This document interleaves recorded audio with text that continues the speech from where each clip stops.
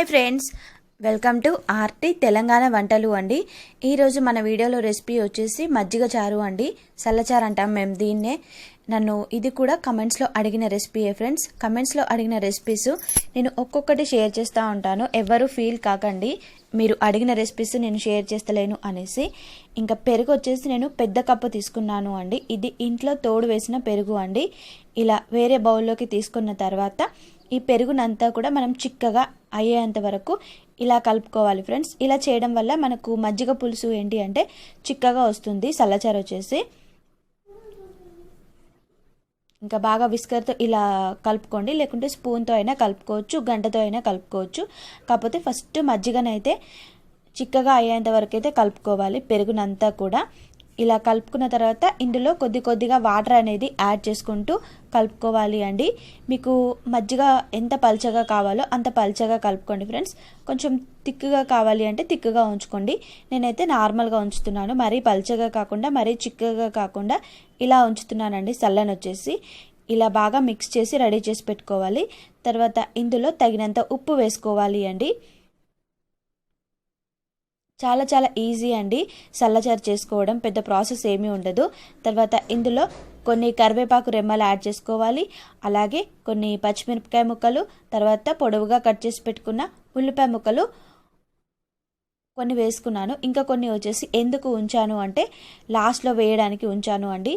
తర్వాత ఇందులో కొద్దిగా జీలకర్ర పొడి కూడా యాడ్ చేసుకోవాలి అండి. దానికోసం నేను జీలకర్రను వచ్చేసి రోట్లో తీసుకొని కొంచెం పొడిగా దంచుతున్నాను, కచ్చా పచ్చాగా. ఇది వచ్చేసి పచ్చి జీలకర్ర ఫ్రెండ్స్, వేయించింది కాదు. మీరు మిక్సీలో కూడా పట్టుకోవచ్చు, నేనైతే రోట్లో దంచుతున్నాను తొందరగా అయిపోతుంది అనేసి. ఇలా జీలకర్ర పొడిని కూడా ఈ మనం రెడీ చేసి పెట్టుకున్న మజ్జిగలో వేసుకోవాలి అండి. చాలా చలవ చేస్తుంది జీలకర్ర పొడి వేసుకోవడం వల్ల. టేస్ట్ కూడా సూపర్గా ఉంటుంది అండి జీలకర్ర పొడి వేస్తే. ఇలా జీలకర్ర పొడి వేసి మొత్తం బాగా మిక్స్ అయ్యేలాగా కలుపుకోవాలి అండి. ఇంకా ఇప్పుడు దీన్ని పోపు చేసుకోవడానికి స్టవ్ మీద వచ్చేసి చిన్న కడాయి పెట్టి ఇందులో ఆయిల్ వేసుకోవాలి. ఆయిల్ కూడా ఎక్కువగా పట్టదండి, 2-3 స్పూన్లు పడుతుంది అంతే. ఆయిల్ వేడెక్కిన తర్వాత ఎండుమిరపకాయలు వేసుకోవాలి. తర్వాత పోసిత్తులు, తర్వాత పోపు దినుసులు, జీలకర్ర, ఇంకా ఆవాలు, అలాగే కొన్ని కరివేపాకు రెమ్మలు వేసుకోవాలి. ఇంకా పసుపు యాడ్ చేసుకోవాలి ఫ్రెండ్స్. పసుపు వచ్చేసి నేను 1 స్పూన్ వేసాను. పసుపు మీకు ఆప్షనల్ అండి, నచ్చితే వేసుకోవచ్చు లేకుంటే లేదు. కానీ పసుపు వేయడం వల్ల ఏంటి అంటే మన చల్లచారు వచ్చేసి కొంచెం కలర్ఫుల్గా కనిపిస్తుంది. నేనైతే పసుపు వేస్తాను ఎప్పుడు పోపులో కూడా.